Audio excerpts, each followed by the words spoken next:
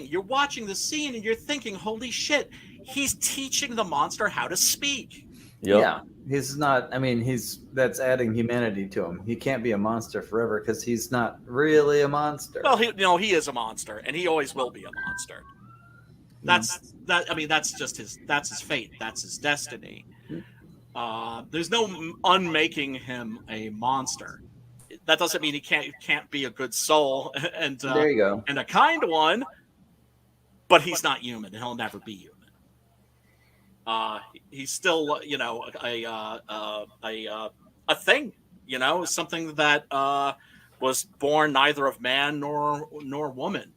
And then, of course, we have the scene where the hunters come in. Do you guys recognize the guy on the left by any chance? He does look familiar. I'm trying to figure out. Oh, wait, on our left, the tall one.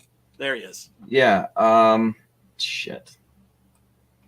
Looks like the guy from The Howling. That old guy in the town. Ding, ding, ding, ding, ding. That is from Jeopardy. No, he's this is John Carradine. Okay, who played Dracula in House of Frankenstein and also in House of Dracula, and probably has the longest entry of any actor on the Internet Movie Database. Really? He also performed in a stage production of Frankenstein, playing the blind man. That was in New York City in the 1980s. I want to say 83 or so. Mm-hmm. It bombed. I think it closed down after like a week because that's just the nature of theater. Is that if the reviews are bad, the show just gets shut down. And the monster immediately realizes, oh shit, these guys are here to start trouble. Yeah, that mouth, the way he's got his jaw gripped, he's like, you can kind of tell. But there's a new fierce intelligence there, I think. Mm-hmm. Yeah. Right? Like, yeah, get out of here. I'm working on something. I mean, I'm like, I'm in the middle of something. This is that's you know what I mean? Like, he's not missing. He understands more than he used to. Yes. And it's I'm finally getting somewhere, and along comes these people who don't understand what's going on. Well, that actually looks on. Like, to me, it looks like a face of suspicion. Like the last time I walked outside. Yeah, man. Yeah, man. I know that face. I've made that face many a time. Yeah, that's what I look like. That's what I look like when I'm trying to find the right register at Walmart. Like, right. That one looks really short, but I don't want to be behind that person. Yep. And the blind man, of course, steps right in. Is like, no, you're not fucking with my friend. Old man, can't you see? Are you blind? Right? Can't you see that he's a monster? And that's where he realizes, oh shit, he's blind.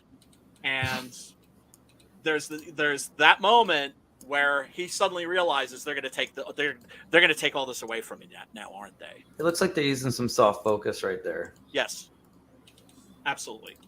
And so everything goes to shit. They attack. The hut gets burned down, and right after that, he's running and he runs into these children, and they just go running and screaming. And of course, he's doing that pleading gesture with his hands, right? Mm-hmm. Just looking for somebody just to be kind to him. And it's just not going to happen. And then we cut to this scene. It's one of my favorite in all of the Universal monster movies, where he's wandering through this graveyard. The iconography. Snarling. This is what I was talking about earlier, about what I liked about this film. And you can't be a comic book fan and not think, leave Hulk alone. Right? Mm-hmm. Dude, it was the inspiration for Hulk. Oh, without a doubt. Well. That and Jekyll and Hyde. Exactly. They've always said it, yeah. Yep. Except instead of Dr. Jekyll turning into Mr. Hyde, he turns into the Frankenstein monster. Yep. Yeah. Much. And so he goes into this tomb, and he falls into this coffin, and he cracks it open, and inside is the corpse of a beautiful young woman, thankfully not boiling with maggots, and he kind of goes, tries to get her attention, waves his hand over her face and says, "Friend?" And of course, she's completely non-responsive. And dude, I've been shut down like that before. Oh yeah, me too, man. I thought you were gonna say that, but he said, "Put it on the Ritz." Put it on the Ritz. I'm telling you, man, you got to watch these movies. That movie's a lot funnier when you've watched these. Oh, I mean, that's what I was gonna say before. It's like the first time I watched it, I didn't enjoy it. I enjoyed it after finding out what he was mentioning, like when you know a bit more of the background of, like, Mary Shelley, how they wrote the goddamn thing, how they met them. Like the intro makes more sense, and then the movie becomes more enjoyable when you know technically the lore. Yep. Yeah, without a doubt. I mean, I if it's a good film, you still don't need to know the lore. That's the thing about Young Frankenstein that I think is so brilliant. I watched that with some millennial friends of mine, and they thought it was hilarious. They loved it. Yeah, and they'd never seen any of these films. Yep. Yeah, but that's the thing, that some people just don't know anything about the lore. They enjoy the corniness of it a little bit, you could say. And the fact that, hey, finally a girl monster. You know that there's always that girl thing. Yes. That plays as a factor. So, first lady monster. So. And they didn't make her ugly. Early representation, too. That happened a long time ago. The work is not going to be done until the lady monsters get to vote. Right. And Horatio. And I just love this scene where Pretorius has been engaging in a little casual grave violation and is down in the tomb, and he's just having a smoke and a drink, and some bones piled up, and candles lit, and is just having a jolly old good time. And the monster shows up. And when he sees the monster approaching, he doesn't get scared. And the monster, does the pleading gesture with his hand, says, "Friend, smoke." And Pretorius says, "Oh, well, I certainly hope so." And he offers him a cigar and says, it's my only weakness. Remember before with the gin, he said, a little gin. It's my only weakness. At the moment. Yeah, exactly. Yeah. He's a man of many vices, clearly. Smoke, friend. Yes, I hope so. Yeah, they're my only weakness. Liar. You make man like me, woman like you. Here? Oh yeah, then of course, one of the most classic lines from this film: "I love dead, hate living. You're wise in your generation." So you have like this heartbreaking. That sounds like Timmy Bateman. No, I think he says, "No, Dad, keep living." In Pet Sematary, when the first one, they come to burn the house down. Timmy Bateman got buried up in the Mickey Mac burial ground. Yeah. Yeah. I don't want to. Where's Timmy, Lassie? What'd you say? I said, "What, Lassie? Where's Timmy?" Yeah. But I just, I find this, hear him say that, it's heartbreaking, and then you get this funny line. It's Whale is just playing with your emotions in this film, and just in a really, really clever and masterful way, I think. Yeah, and it's also trying to say the newer generation, they're dumbasses. Yeah. Yeah, without a doubt. And so now Pretorius has a friend, and now he's got his leverage. The monster grabs Elizabeth, and they are go. And then, of course, we get this scene, which is one of the most famous scenes Well, you okay over there, Pops? It seemed like that was. I mean, he said almost the exact same thing in the other movie, didn't he? I'm assuming. Yes. It's a reference. Yeah. Okay. It's alive. Yeah. And the Tesla coils here, all this equipment that you see, that equipment was preserved and it was used in many films afterwards. The reason they hung on to it was to recycle it for later horror films. Brilliant. But then they took good care of it, and it ended up, I think, being used in Young Frankenstein and also in Gods and Monsters. They didn't recreate the equipment; they used the original equipment. Saved it. Yeah. What if they still got it? I want to use it. A lot of them movies before all the CGI stuff. Yeah. Like, they all reuse the same backgrounds. You would recognize them all the time. Like there's one building, I forget the name, but it was reused for the first time in a way that nobody recognized in a Blade Runner. But it's one of the most iconic freaking building that people are using, with the elevator shot within the building. I forgot the name of it, but it's an almost every hotel. Yeah, that's it. It's freaking used a whole bunch of time. But the Millennium Falcon was one of the buildings in Blade Runner. The very first Falcon, with the huge one. They made a smaller one for Empire Strikes Back, but the first one they found in a dumpster. Oh, that's and used crazy. It. Yeah. On the prop reusage thing, there's a YouTube thing I remember. It's called The Most Important Device in the Universe, Blinking Tubes Without Function. And it's just a compilation of all the different places you see this one prop. It's reminded me when you guys were talking about like preserving things. Yeah. I don't know if any of you have seen The Man with Two Brains. Yeah, Steve Martin. Steve Martin. I love when he refers to this device as that bzzz thing. Yeah, man, that movie's funny. Yeah, it is. And didn't Campbell do another version of that movie, The Man with Two Brains, too? No, I think it was. What was the name of that? It was a similar title, but it wasn't the same thing. Continue. I'm going to figure it out. What, All of Me? No, that's a body swap movie. Yeah. With Lily Tomlin, right? Book burn. Bucket Bull. Bitch. Bucket Bull. It was Men with the Screaming Brain. Sorry. There it is. And fuck it. If I get jacked again, I don't give a fuck. I give zero. What is the time on it? Is it 30 seconds or? It's not like you're monetized. Yeah, exactly. That's what I'm saying. So let's just take a look at this. Go about 20 seconds at a time, B.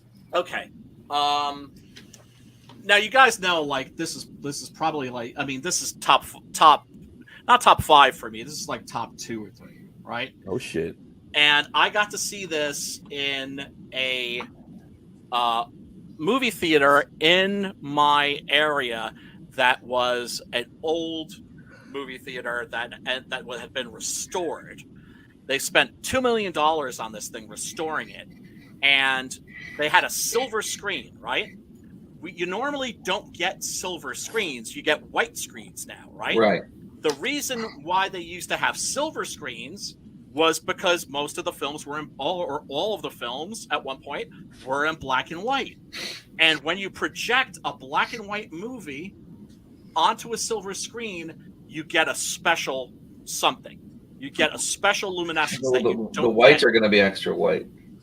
Yes, it's a different experience, is what I'm saying. Right. And that was one of my great thrills in movie going was seeing this in a beautiful a palace-like theater.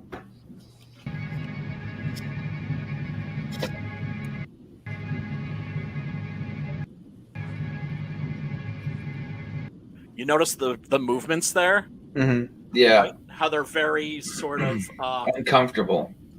I remember insect-like Jeff Bridges when Jeff Bridges was kind of researching what he was going to do with Starman. He's moving like a praying mantis. He was saying he studied birds.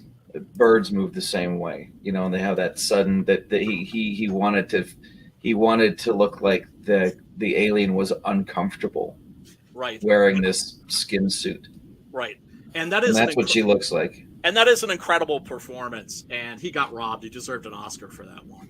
Yep. Mm-hmm. And that is a great John Carpenter movie. That's top shelf. Tearjerker. Love the score. Yep. Here we go.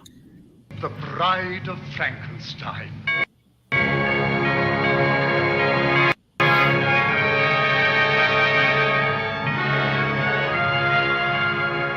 Ugh, Christ. Yeah, no, it gives me. It just reminds me of being in Votech and next to the cosmetology class, and just like knowing that like in order to pass a state board, you have to learn, and you have to like doing finger waves is a thing you have to know how to do. Uh-huh. And I'm just wondering, like, what was it like for the person who was doing the hair and the makeup? Were they tearing their hair out, or what? Jack Pierce was the makeup artist, and he was known to be a bit of a pill. Not a nice guy, although he got along well with Karloff, but that's because Karloff got along with everybody. He was just one of those dudes.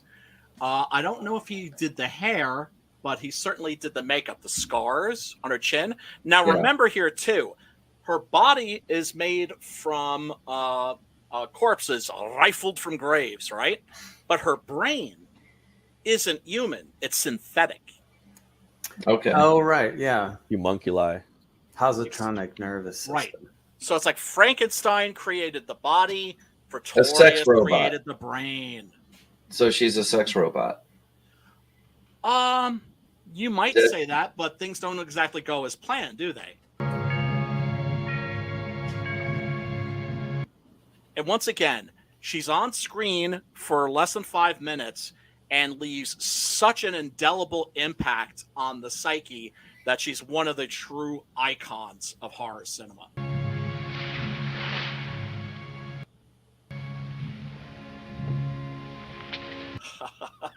Isn't that fantastic? Mm-hmm.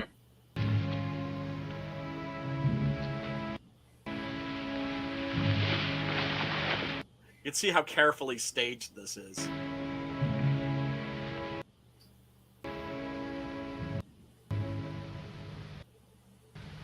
And she's doing that, like, where am I?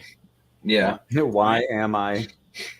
And then she hears the monster's voice. And this is a moment that always chills me to the core.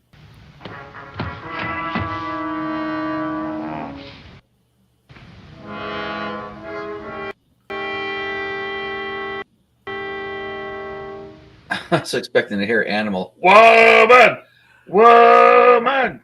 Now you see the I was mentioning before how these are basically American versions of German horror films. Mm-hmm. You see the set there? You see those sharp angles and everything? Yeah. Triangles. They never built castles that looked like this. Nah. This is a fantasy castle. Yep.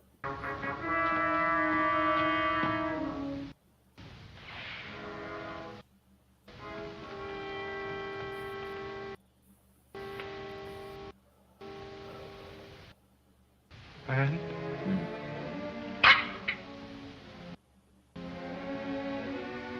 Friend?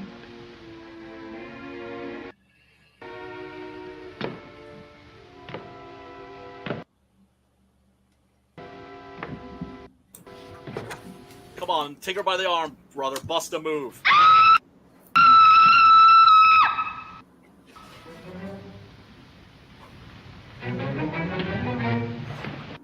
Why? You didn't ask for consent? Is that the problem? Yeah. He's like, oh shit, I'm gonna get me too'd.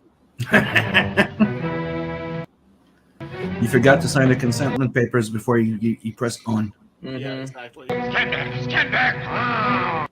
I think a lot of chicks were checking this. Her whole get up out in the 80s. She seems to be suffering from big hair and shoulder pad buildup. Okay, can we also say that she's not just the first female monster, but she's the also the first on screen. Oh. Yeah. So making her the first Karen? Okay, I'm just I'll calm down.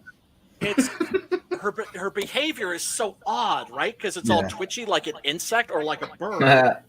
And I see like a praying mantis. If you've seen any praying mantis, they always. Yes. Oh yes. Oh hey, what's up, Aiden Hell? My dog reacted to that scream. Sorry about that. Oh, by the way, everybody that's chilling in the chat, thank you so much for hanging out. Thanks for being here. We really do appreciate you.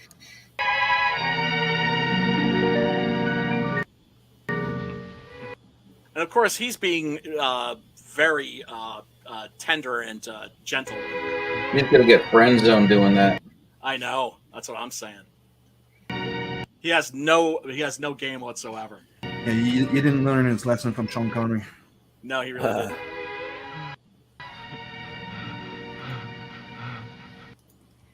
And just the look of horror.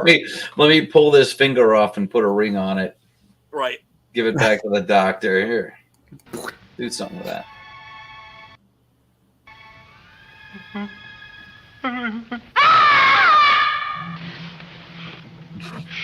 Yeah, and that's it. That's it. You hate me. Yep. Yeah. Man. A tale as old as time. Yep. Now, obviously, this movie's very special to me. If you guys don't like it, that's cool. I'm not gonna judge you harshly. I'm not the kind of guy that gets down on people because they don't like the same stuff that I'm into. How did you all react to this? Was this your first time seeing it? Was this a film that you were revisiting? I'm just curious, just to think, just to hear what your thoughts are. Movie sucks. I don't know why you made us watch this piece of shit. I keep waiting for First that. question, too. I'm like, what the hell did we do to that guy? Okay. Well, that's normally what I think whenever you put these out is I'm not watching it expecting to like it or dislike it. I'm watching it trying to learn something, and if I appreciate it, something along the way, then great. This one, I mean, it glitched on me. I only got to see the first 2/3, so I don't know where she came from. Somewhere in the middle of the movie, that chick died. It was one of the. No, she's just fresh from the ground. Okay. Out of the ground Yeah. like a vegetable. Yeah, like Pretorius is presumably, let's see, her bones are right there to the left of. Yeah, so he's. So I didn't put that together. I thought that he was just having some sort of morbid fun with some stuff that he found. I thought that the girl was the one that Frankenstein found, which kind of confused me. I'm like, why do you have to actually sew things together? There's a girl right there. She's all in one piece. Just use her. Put the heart in her. Put the brain in her. Isn't that just? I mean, well, we don't get to see any of that, unfortunately. Well, right. So that's who I thought it was. I didn't know that it was that she had already been like he had already collected other pieces.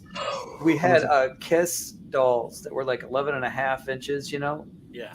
And we had a Batman doll. Just turn around, Brian. You probably have one in there. Yeah. No, I don't have the Kiss dolls. You know why I didn't buy the Kiss dolls? Because they didn't come with instruments.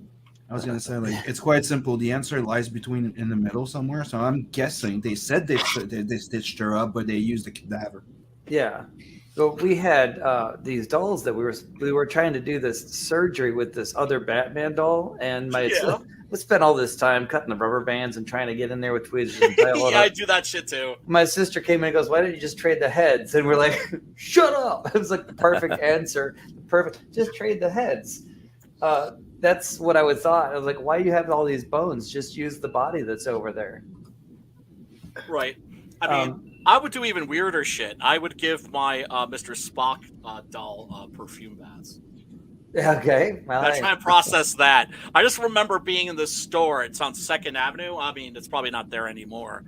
But I remember in the 90s on 2nd Avenue and about between 7th and 8th was a place called Love Saves the Day. And you'd go in there and it was a place that sold old toys. And so I was there with a friend, and we were looking at the Star Trek Mego figures. I was like, "Oh man, I used to give my Mr. Spock doll perfume baths." And this chick that worked there was like, "Whoa! You used to give your Mr. Spock perfume baths?" I was like, "Yeah." Why? I was like, I don't know. It seemed like the smart thing to do at the time when I was like 6 years old or something. Yeah, I was gonna say, where did you find the Spock doll to begin with? Oh well, I mean, I had the Spock dolls. I had it wasn't like you didn't find it in some garage sale in somebody's like moldy basement, and he just no. I was not always good at taking care of my toys. Let's just put it that way. Me neither. I fucked a lot of them up that I wish I still had that I unfortunately don't. Yeah, Of we course, the used ones to that I take. played with the least are the ones that survived. Oh, one- talking about toys. Remember on the last stream, I mentioned that there was a toy I was looking for. Yeah. The Find Vincent it? and Bob. Huh? Well, they're on their way. Nice. Oh, no way. Oh Check shit, my where can you check find my those stream. at? They made a newer model, so I ordered them. They're 7-inch. Yeah, the new shit. Seven They're inch on, shit. they're on Amazon. Yeah. Aren't they Oh, cool? shit. I need another Starbird. So I'm finally getting it again. It's not exactly the same, but it's a better, better. It's a better version. But I'm Yeah, getting yeah. both of them, both for like, okay, it was Yeah. $35.99 US, but with Really? import and shipping and shit like that, because I'm in Canada, came up to like 58 plus import, so it cost me $61. For both. Yeah, for both of them. Okay.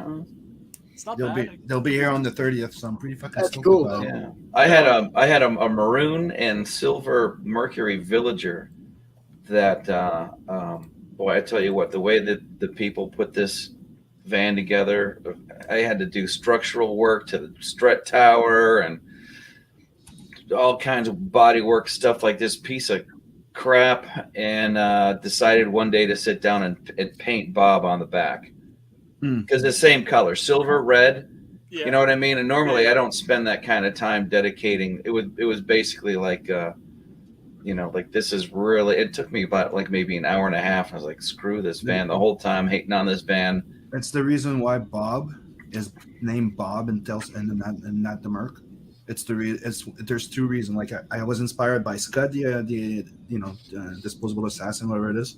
Yep. And Yeah. Bob in that thing. So I kind of put it all together, and that's why he's gray. But instead of being red, he has blue. He has the blue stripes in his face. But that's why the name Bob is Bob. He's an old robot, and I'm like, I'm gonna name him Bob. That's awesome. Yeah, dude. I'm glad. And you also, looked I also this up. thought of the old thing of Budweiser, which was the bottle opens bottle. If you remember, they called him Bob. Yes. Oh yeah, I Vaguely. think I remember that. Is that the picture you have in your bathroom? No, that's not the picture I have in my bathroom, but it is very similar, and I just absolutely love that. That's what you picture every time you look at it. She's getting ready for that picture. Yep. It's pretty cool. Mm-hmm. Watching the whole thing, I was looking for. I think that my view of it was less. It was less of a serious viewing and more. I don't want to say like. I wanted to compare it to like as soon as I saw that dude in the beginning acting and rolling his R's and everything, I'm like, this is gonna be interesting, but also I feel like an asshole coming across like this, but That's okay. I'm like we could not like we could do so much better now. I don't appreciate it for the movie that it was, like you do. Of course, you like you said, you know a lot more about it than I do, but I kept looking at the whole. Well, the gypsies are right over there. He's got friends right next door, or that lady. I can't remember the name of the lady actor who was like the cranky, naggy at the beginning. Una O'Connor. Yeah, and like when she like freaks out and leaves, I'm like, okay. That was weird when she screams because he's awake, and the fact that he's actually not dead and they thought he was and they didn't check for a pulse, and Right. I'm like all the plot holes. So I looked at it more of like Curiosity. more. This is the asshole part I'm talking about. No, it doesn't make you, dude. It doesn't make you an asshole. Here's the thing. These silly people made this movie, and only put this much thought into it. I hate. May I remember watching it? Like you say that you sound like an asshole. Yeah, I'm like, when I first watched it, I thought it was a horror version of a chick flick. Oh, I remember the first type of like reaction I had to it was like it's dozed down horror. Right, the drama, it's all toned down. It's a bit comedic, but it's not comedy. So it's not a parody, but it's very toned down to be like either child friendly, like children friendly more, or like I said, chick flick. I remember as young, I went like, oh, that's a chick flick horror movie. I didn't like it. It's just, it's not a horror movie per se. Yeah, but it is horror themed. It's more, It as Matt was saying, it feels more like a fantasy. Mm-hmm. I did like the nostalgia part. I mean, I liked all like it's like the Princess Bride of horror. Yeah, it is. It's funny. It's almost like the horror doesn't necessarily presuppose fear. Mm-hmm. Yeah, I do think like it's classified as horror, but you don't have to be scared. Yeah, because we can do it by that definition. You can just fill something with a bunch of jump scares. Yeah, but it gets away with it because it's a sci-fi horror. Right. Mm-hmm. The original is a sci-fi horror, and that's a sci-fi horror. So just the idea of having people living that you bring back to life from electricity. And remember, that was created when electricity was still mesmerizing to people, and people were afraid of it. Yes. So that's one of the first things that people were thriving on, the fear of electricity. That's the entire premise of why it came. Like lightning bolt were still a fucking mystery to them and killing people. So it was a giant monster. So we're gonna harness that and put somebody and bring somebody to life, make it hit a monster, and just that idea. It's horror. It's horror. So that you turn it into Young Frankenstein. It's still a horror themed movie, but it's a comedy. It's clearly a fucking comedy. Right, because you're talking about technology here, and but it gets away with it better. It gets away with it better. It's like the same reason why Evil Dead gets away with what it did. Is because it's the supernatural aspect, crazy aspect to it that makes it gets away from being the funny aspect. Nobody can say that it couldn't possibly happen. Exactly, and you know that everyday life, something would happen like that. There'd be a few corny fucking thing that'd be there. Like you'd have one of your friends that's not always the brightest, finding out he has an eye in his fucking hand. He'd probably try to cut the hand off without even trying to figure out what it is. Yeah, right. Which would make it funny in retrospect, not on the fucking moment, but you know that if you'd be the one watching, you're watching this like, hey, look at those ants. He's just cut his fucking arm off. He could have done this. If we showed this movie if we showed one of the newer versions of like the Kenneth Branagh movie, or like that's the one with Robert De Niro, right? Right. Nope. Or there's another one. I think there's like a few different versions, like the modern ones. If we showed this to them back then, they probably would go, "You're missing the point." There's one that I like was in Van Helsing. Oh, I like that monster design too. The take that they had of Frankenstein in there. Yeah. Not the movie, just the character design. I enjoyed the movie, but I really liked the character of Frankenstein in there. Like it was really on point. Like I love that. I liked it. The design was cool too. Yeah. I think there was a Wolfman design in there that was kind of rocking, I thought. The wolf design was cool. Like three wolves. I even like the Dracula that looks like it's freaking what's his name again? Ozzy Osbourne. He looked like Ozzy Osbourne. And I like the entire premise. Like Jekyll and Hyde was fucking great in there. It's just like Notre Dame. In an aspect, like I understand why people didn't like it. Like I would have expected it to be more serious, darker. Hell yeah. Tone, theme, but the more goofy superhero comic type of thing. It's like enjoyable. Extraordinary Gentleman or something. Yes, like that's another one I liked a lot. It could have been even better. Yeah, I like the one. I keep coming back to that for some reason, and I know it always gets bad. Me, I really like Hollow Man. You like Hollow Man? I'm sorry. Hollow Man. Hollow Man was great. I thought it was a fucking great take on fucking Invisible Man. Yes, it's certainly a lot better than the Invisible Man remake that we just got a couple of years ago, which doesn't even have an Invisible Man in it. When you think about the layers that they had to use to like constructing that character was so RAM and memory intensive, because there was like layers and layers and layers that they had to like go through, like all that back then. Maybe not so much today, but that was an achievement in CG. Oh yeah, without a doubt. And I'm not as much as I diss CGI all the time. It doesn't mean I'm anti-CGI. Mm-hmm. It's just technology, right? Yeah. It's and in the wrong hands. Exactly. Well, right. You might create a works of beauty, or you might create a monster, or you might create like a completely boring piece of trash, like every. They're everywhere. I know. They're everywhere. Everywhere. You just spun a wheel of fortune. There's another thing I want to mention, because she's rocking that white mesh there, And I'm sorry, I'm pretty sure that was all the elder lady Look at the going, size. yeah, we're rocking it. That's a girl back then.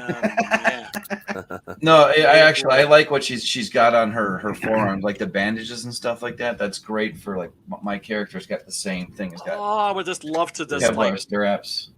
I'm talking about, you know, we kind of hang out, you know, have a nice dinner, we're hanging out on the couch, you know, and just start unwrapping, start unraveling. As long as she doesn't scream at you halfway. As long as she doesn't scream at you. No. It's got to be, you know, she's got to be into it, you know. But I mean, you know, I'm a treater like Barry White. That's what I'm saying. You know, I put on the Barry White and light the scented candles, and you know, give her a foot massage.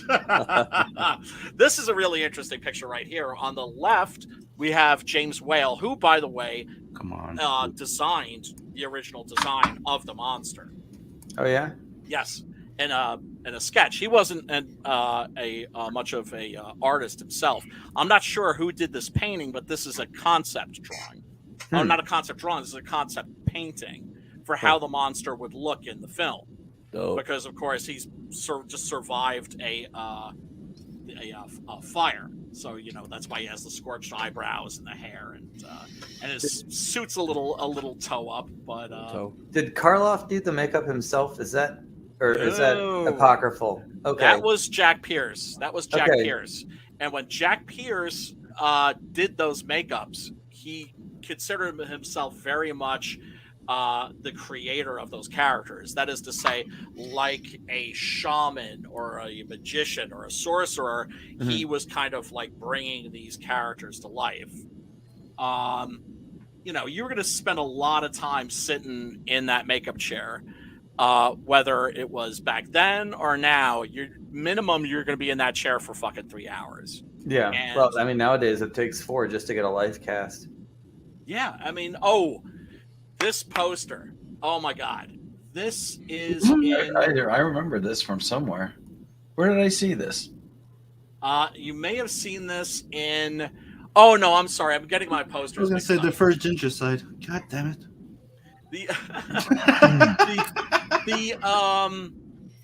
God, there's a poster that's very similar to this, except it's for the first film.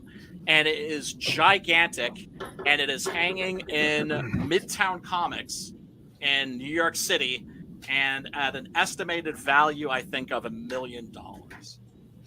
Well, don't let anybody in with potatoes or tomato juice. Yeah, I mean, God damn, man. What is it with SJWs and art vandalism? They love to vandalize. I don't know. I just thought it was funny where they're like, the world is starving, and here I'm just going to throw food at a painting instead of feeding somebody with it.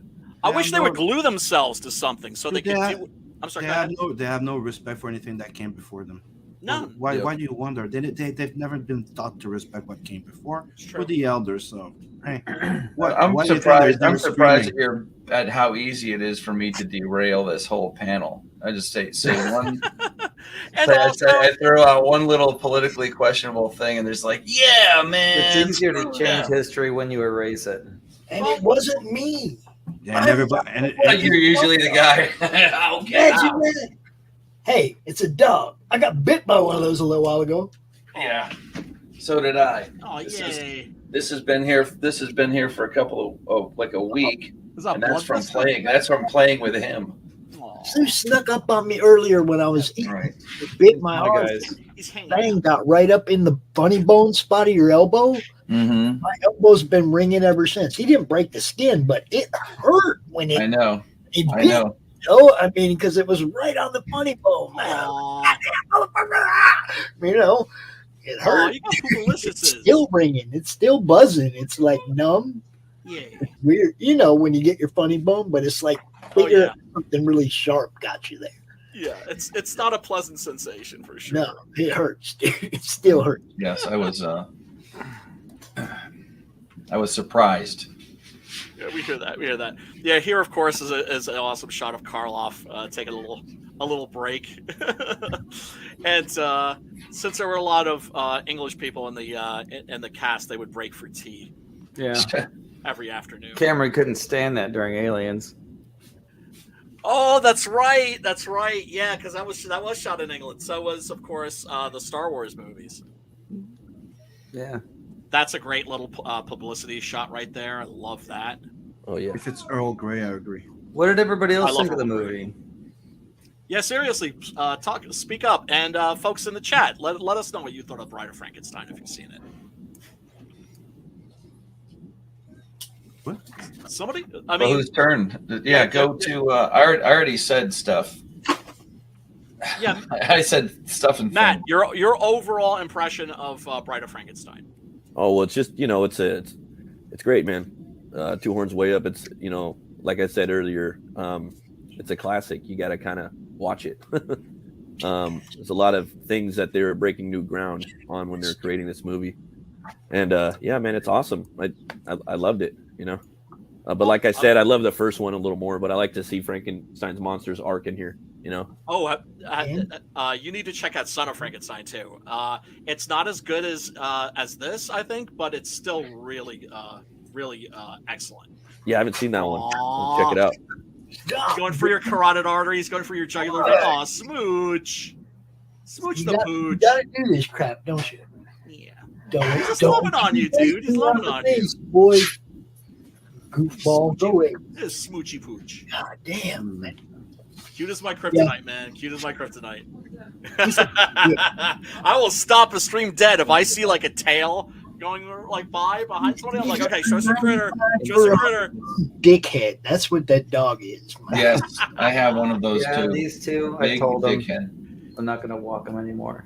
Biggest dickhead. Oh, that's cool. But yeah, this is an actual poster from the release of the film, which is surprisingly, I don't know, starring Fred Astaire and Ginger Rogers. Right? Misleading. Somewhat. Yeah, that's how you like bring your girlfriend. Like, there's absolutely no dancing. Would you like to hear my opinion of the movie, bro? Yes, of course. I mean, we're getting to you too, bro.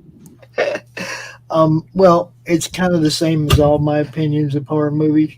I told you when I was young, we went into Conquer the Fear. We giggled and we laughed and we cracked jokes.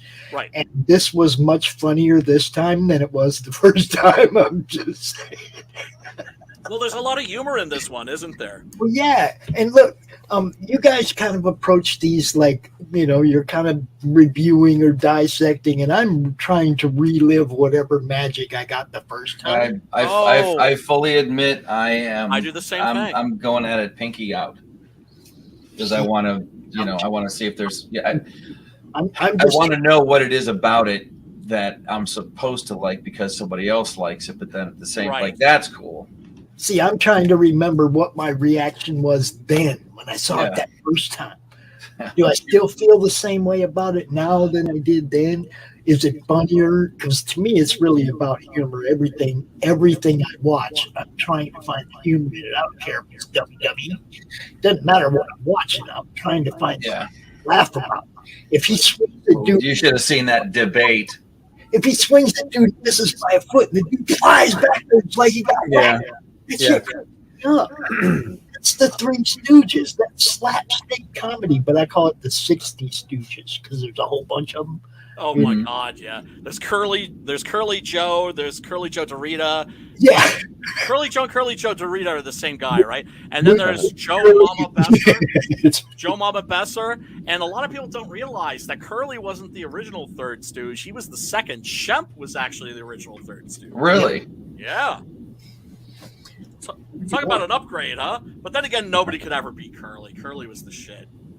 And he had trouble talking to women because he always had that ridiculous haircut. Oh yeah, the monk haircut. Larry? No, Curly. He was very shy with women because Curly was bald. No, he wasn't bald. He just shaved his head. Okay. Right. I never saw him with hair. Well, so like it just made it like Peach was. And yeah. Maiden Hell says I saw it ages ago. I love old horror films and C-grade hokey films. Okay. I used to like. Oh yeah, she says I used to watch the Three Stooges with Dad. Yeah. Wow. That's another. There's an interesting gender gap too with the Three Stooges. I mean, there are some chicks that like the Three Stooges, but it's mostly a guy thing. Was it Renee? Did Renee Russo played that character in Lethal Weapon 3? Yes. Yeah, I thought that was one of the cool, charming things about her is that she liked the Three Stooges just as much as Riggs did. Right, and that's when he realizes, oh, we just made a love connection. Yeah, right. Yeah, naturally, of course. I mean, there are even certain things like that I'll test women on, and they don't realize they're being tested, but they are being tested. Oh, they're always being tested. Yeah, and sometimes due diligence. Yeah, exactly. And then it does involve showing them certain films for sure. Although, like I said, this is one I would never watch with a woman for sure because it gets me too emotional. And first thing is, it's made for it. What was that? It's made for you to watch with your chick. It's like it's like the perfect movie to take a date on if you're a horror fan. But you don't because you don't want to look. You don't want. Brian's going to have to hear. Brian's going to have to hear a girl say, "I can't watch Bride of Frankenstein with you because it makes me cry." Yes. And that's when he'll know. This movie gets me very emotional. Yeah. But what if she says me too? And that's why. No, that's what I mean. She'll be the one that actually says it first, and then he'll know. Right. There you go. And that's also why I was interested. I'm interested in getting your guys' opinion because I can't speak objectively about a movie like this because I have a special relationship with it. I've had a very special relationship with this film since I was a child. And so that's why I'm always so curious to see what new eyes make of it. Given the time difference between something like Terrifier and this is a much more professional movie. Oh yeah, and even the time, even production. Yeah, even given the difference in time between this and a Hammer film, and maybe it's just because it's back then and it's black and white and you really can't tell about budget and adjusting for inflation and whatever. But this is a more solid story. It was more solid acting, and that's that. The core thing about a movie like this is what everybody's missing whenever they try to redo it, because they're not trying to upgrade, and that's it. Yep. And upgrade of like a facelift. And it's the thing about a facelift is you can always tell when it's a facelift, and it comes off as fake. Yes, and this is a story I've told quite a few times, so forgive me, anybody, if you've heard this before. I was in a Facebook group that was horror related, and I very quickly realized this was not the group for me, because these people were not into classic horror. Not only were they not into classic horror, all they were into was like Rob Zombie and Eli Roth, and all they would watch were remakes. And this is like when there was, all of the horror movies that were coming out were remakes at that time. You all remember the remake boom, right? And it's still happening. I mean, there's no original ideas. I'm talking about that specific era. I'm talking about that specific era of like the Michael Bay remakes. Oh, the Bay, yeah. And so I was like, okay, well, I'm going to piece out of this group, but before I do, I genuinely want to know. I'm not asking this to be a dick. I genuinely just want to know, why do you folks watch the remakes instead of the originals? You don't even go back and watch the original first, or after watching it, you just watch the remake. And they all gave me the same answer. Well, because it's the same thing but better. Yep. How do you know? Really? You can't know that. But go back and watch it. But they go with the idea that there's better special effects, better quality, more money put into it. To them, to a lot of people, it's like being art blind. Yeah, there you go. For some people, like so many things in life, I always find that that's why Marvel's surviving so much. They're surviving. They're not surviving on having good taste. They're surviving on everybody else's lack of taste. I remember Preston, first time I heard the term art blind was from Preston. Yeah, right. And he said, man, one of the things I love about working with you is you're not art blind. I'm like, what does that even mean? And he explained it to me that, there's certain people that he'd worked with that just, I don't know, didn't have an eye for art. I've loved it all my life, of course. I sometimes wonder if I don't have an eye for art. To dumb it down, it's like, you could do a stick figure and an actual shape, well-drawn shape next to it, and it's the same thing for them. Yeah, it's a bit dramatized, but it that's I know what you're talking about. Yeah, you're talking about the movement, the movement behind a glyph, or like the movement behind the underdrawing and the bones of what you're about to elaborate, like. No, it's the layout, the layout pictures that that you're going to be able to build something on top of. The movement is there in that. No, figure. It's simpler. No, it's even worse than that guy. You're trying. It's the thing of this. There's a lot of people that go, "Oh, I can't do that, so that's good." Yeah, there you go. Oh, the only that's the simplest way of turning it down. If it's better than they can do, right? It's amazing. It's great. Well, you've been spending too much time on Twitter. Yeah, it's there. When you do art, first thing they tell you is do not value your worth, or do not ask your family members to tell you how good you are. Right.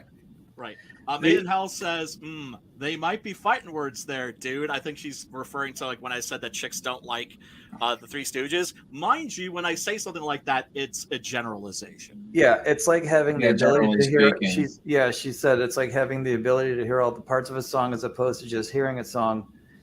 I think the only, as far as like watching a remake because it's the same, only better, that only holds up and actually doesn't hold up when it's a shot-for-shot remake like Psycho, because it's the lines are the same, the shots are the same, so it's just like it, only better. Debatably, it's not better.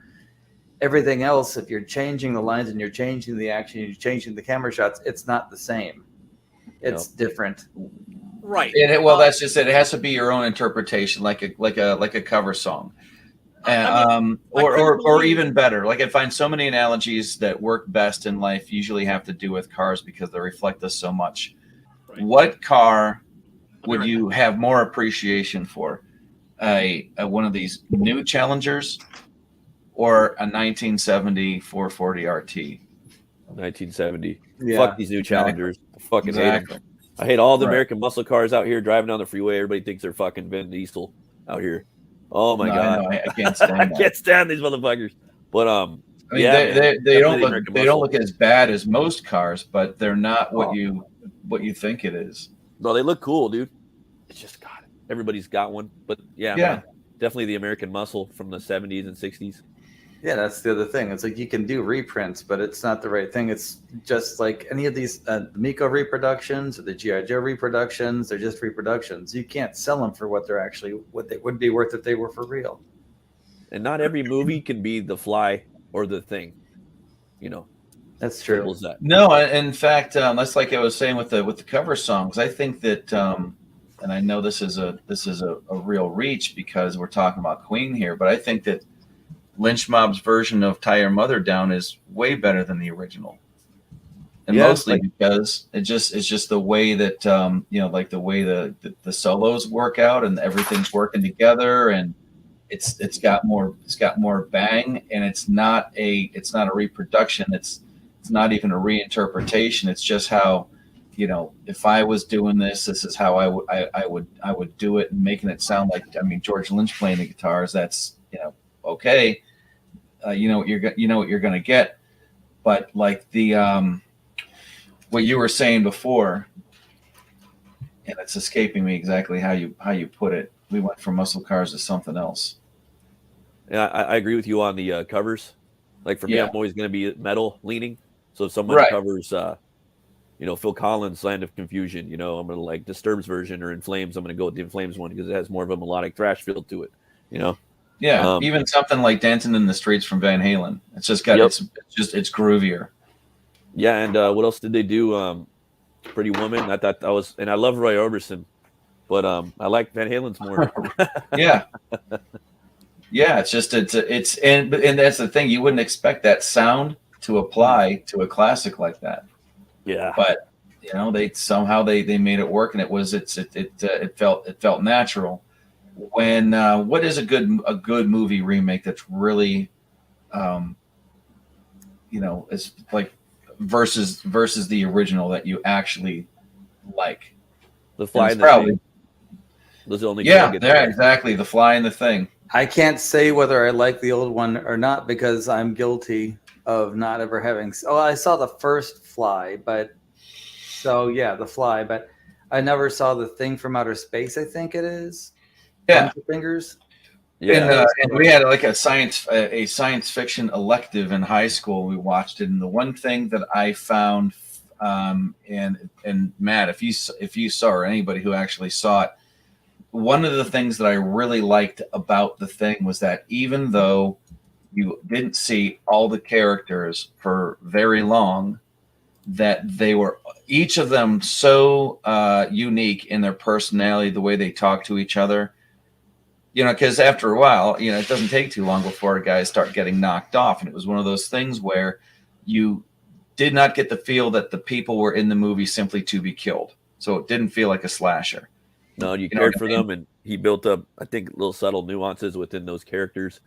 Like even little stuff like that. Like when Knowles says, "Hey, no problem, man. I'll take you up to in the helicopter." The guy's like, "Hell no!" He goes, "Well, thanks for thinking about it, though." I use that all the time. That's like part of my normal speech now. You know, it's a great line from a movie will find its way into the way that you talk, talk to people. But when you watch that original Thing from Outer Space, it's in there too. That same interaction between the characters. You don't get the feeling that they're there just to be knocked off. They interact with each other and have their own unique personalities and stuff. And I think that's one of the things that John Carpenter turned up to 11. Oh yeah. Aside from amalgamated dynamics being interrupted by the advent of CG in movies, did anybody hate the prequel? And it is a prequel. We can agree on that, right? Yes, but not because of the special effects. I like the way that the plot came together and the way that they ended it. I liked the idea of the implants. That was very clever. Yeah, the earring, you mean? Most people like when you would somebody had it doesn't know how to reproduce inorganic matter, so like fillings and screws and things like that. The thing that I didn't like about it was they made the characters that shouldn't have been easily intimidated. Yeah. The bad guy in that is the most scientific thing, and don't talk to the other people like that. Like, no, I'm sorry. You're talking about potentially the single most biohazardous thing on the planet, and you just want to start drilling into that block of ice. Those writers are going to have to find some other way for that to happen. They can't just nobody in their right mind would do that. Right. Nobody, especially somebody who considers themselves to be a scientist. Because there could be like a germ or a disease or some kind of microorganism. Yeah, and this guy, all he cares about is his reputation or whatever. He wouldn't have gotten that far in his career if he was always like that. We should think about, I'm not trying to take control, but I mean, was that from the bathroom? Oh, cool. Yeah, it'd be cool if you had one of her, the other shot. Yeah. Shaving her legs or taking her back or something. Or something like that. Yeah, I wanted to use an example for another remake. Oh, nuts. For the remakes being good or bad. What's that? It's Get Carter. Super deformed. Get Carter? The original movie Get Carter. It's fucking awesome. The original was a good movie. Oh, I've never seen it. Good, Sorry, right? never seen it. But Michael Caine's in there. That's it's a monster of its time. That's he's the gangsta in that. I love the Stallone one. That's Elmore Leonard, right? Elmore Leonard wrote that. That's the type of movie. I don't think so. That's the type of movie that can win from being remade later on. But here's where I think it's funny, where it's fucking hilarious. And it's one of the things that people don't realize. There's a lot of movies out there that are posing as new movies, but they're actually remakes. Of course, right? One of them here, it's one of my perfect freaking example. One of my favorite movies. It's Payback. Right. Yeah. Okay. So one of the things that they did is that they came back. They did a Get Carter remake, which flopped. They did a Get Carter remake, and then there's Payback. That's also a Get Carter remake, but it's on its own little monster. Even though it's Get Carter, and Payback is fucking way better than the original. Even though the original is great, Payback is fucking awesome because he actually succeeded into making you hate and love the guy. Right. No, I was thinking, and you root for him at the end. You totally fucking root for the guy at the end. Yeah, whereas in Get Carter, when he bites it at the end, you're just kind of like, well, no, I mean, and that's sort of the point too in that film. Yeah, but that's the thing. Different taste, different monster. But you have to admit, Payback, dude. Wow, to me, it's freaking awesome. It's the island. Well, there's a lot of that in Bloodhunt, of course. Yeah, he inspired Bloodhunt. Yeah. The Island seemed like a remake of Logan's Run to me, kind of. Which one? The Island. Well, that's what it was. Yeah, it was intended to. Technically, I remember back then they were looking for people to work on the remake of Logan's Run. Oh, and that came out instead. What remakes haven't you seen that you would like to see? Logan's Run would be one. I actually did concept art for it. I've thought of that. Yeah. I did concept art for it when I was in university for a project when they were trying to bring it back. Shit. Yeah, that's so cool. They also tried to do a Captain Flam. Oh wow! And they came to our school and I did a few concept art for that too. I think Leonardo DiCaprio was supposed to do the title role for Logan's Run. I mean, I heard he was in it. It's okay. That would be kind of on point. He drops all his girlfriends at 21. Yeah, that's funny. Yeah, sure does. Do you know anything about Logan's Just Run? be yourself. Be yourself, Leonardo. Oh my God, genius! It has to happen. Study for this role. It has to happen. I always wanted to see the $6 Million Man done over again, but I think they were going to put Jim Carrey in as a comic role, like they did Starsky. I cannot stand when they do that. Now I can't always not stand it. I mean, I thought Starsky and Hutch was funny, but it would have been. What else are you going to do with it? It's just another police procedural. I would like to see the Bionic Man though. I would too. Of course, we done the $6 trillion man at this point. Yeah, I'd have that $6 million man adjusted for inflation. And I would like to see him powered with a thorium battery. Please, let's raise the awareness. Right. Molten salt battery. It would have been really cool to do it if they had get a hold of Lee Majors before he quit, so he can be Oscar Goldman. Did you enjoy Lee Majors seeing the Bionic Man being Ash's dad in the series? Yeah, I was going to say he's good in Ash vs. Evil Dead. That was hilarious. He's Ash's dad in Evil Dead the series. Right, that's my favorite show, man. Mm-hmm. Is that right? You guys see Doomsday? You guys seen that movie? Hey, it's Doomsday? pretty good. I think it's the second season or the third season, I think. But there's a moment where it turns really weird.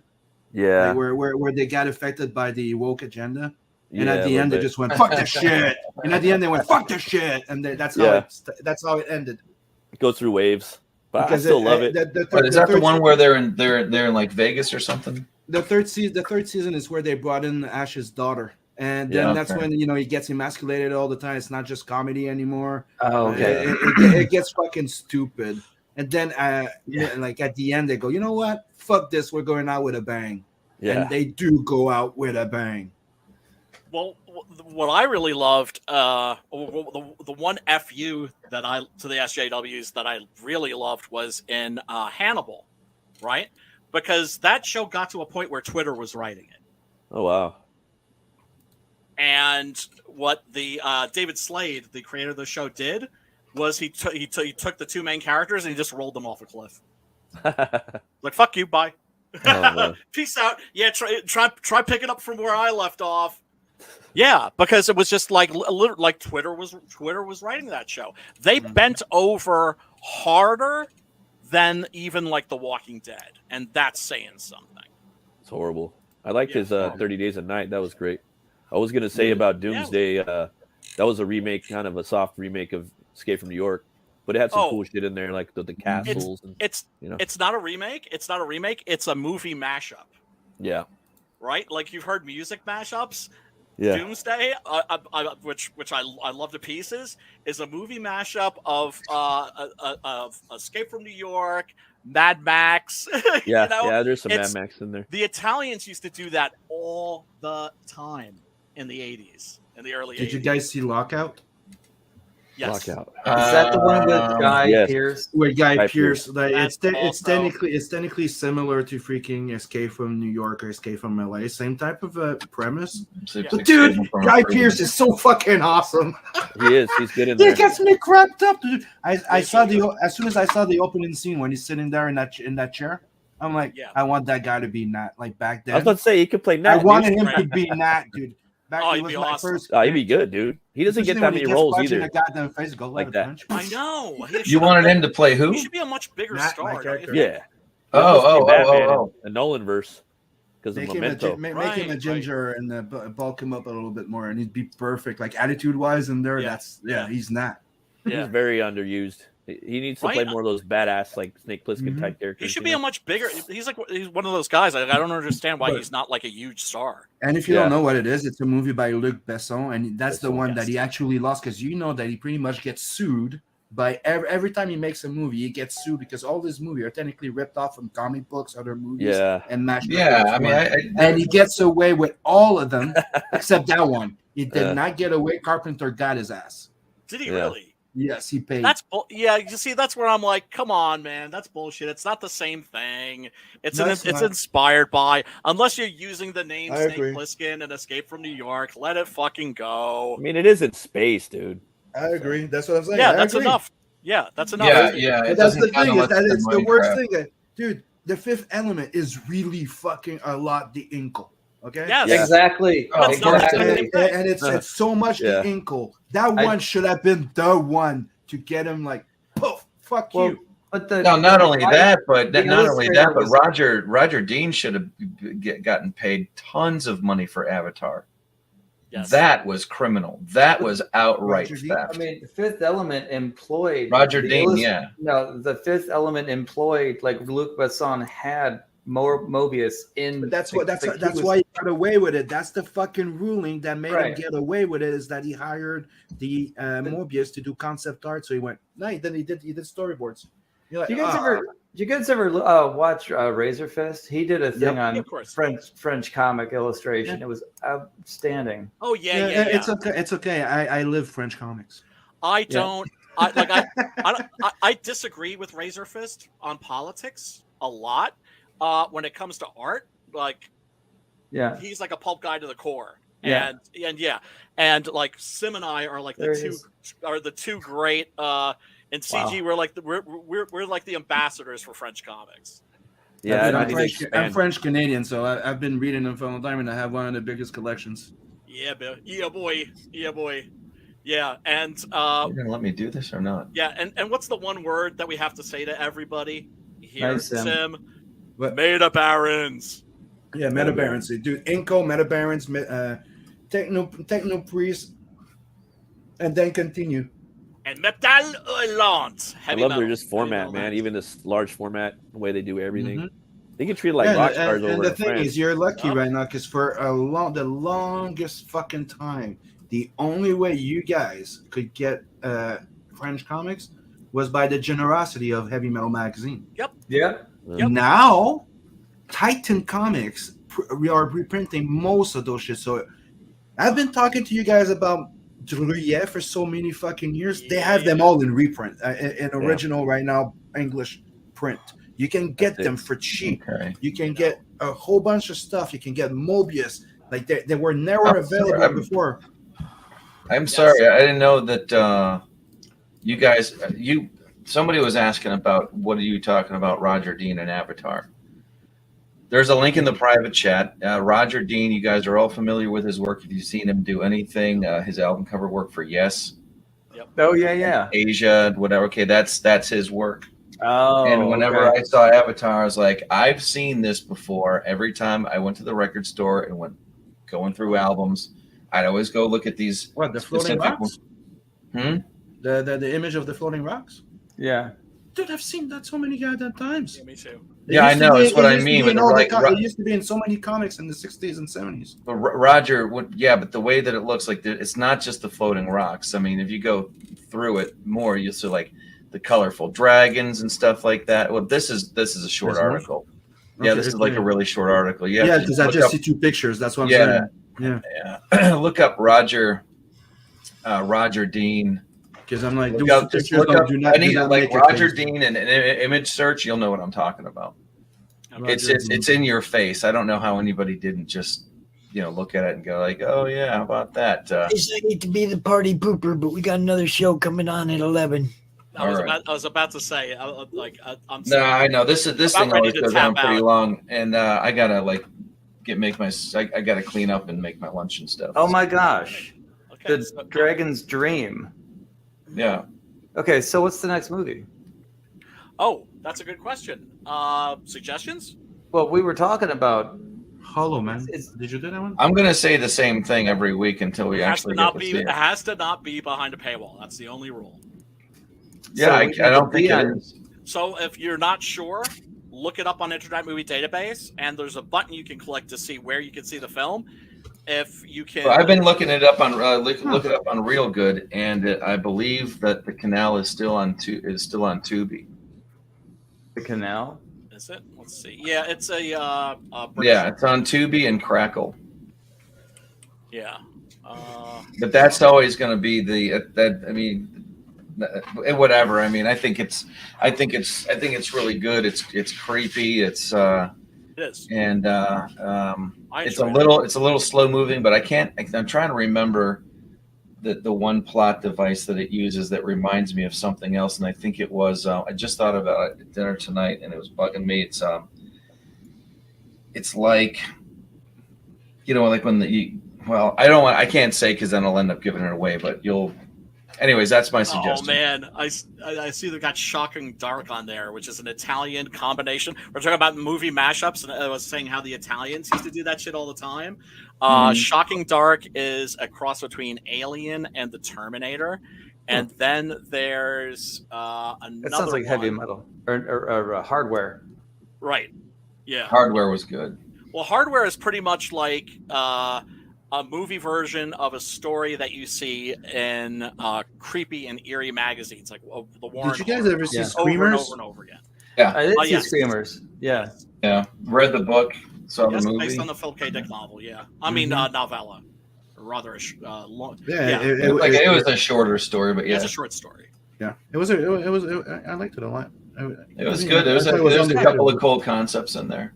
Yeah. Like the cigarettes you have to smoke so that you don't get. Wasn't that a remake as well? Like no. It was based on a Phil K. Dick story called. That I know. I thought there was another one made before. Nope. All right. Well, you guys can kind of kick it in the backstage and decide what you're going to watch next week. Let me know so I can set up. All right. So you can. It's good seeing you again, Pops. Right. And everybody, everybody. Yeah, everybody, thank you you so much for tuning in. We do greatly appreciate you. Does everybody want to say like where they can be found? YouTube Kit Bash Federation. Okay. Yeah. And you, Matt? Yeah, sure. You can find me. My channel is Metal Movies and Brewskis. I do reviews on metal movies, beer, comics, and people got their campaigns too. Having people on too, so right. And I will definitely try and show up for the next one. Sim? Me, I'm everywhere under Sim_Inkslayer, and don't forget to go check out InkSlayerEntertainment.com. Do it now, bitches. And you, ID? IDCrisis.com, and anywhere that you see ID Crisis or ID Crisis Design on all social media channels. Okay, awesome. And of course, folks, you can find me on the Twitter at Brian Christgau, and I will talk to you soon. Thank you so much for tuning in. We do appreciate you, and enjoy the season, and stay scared.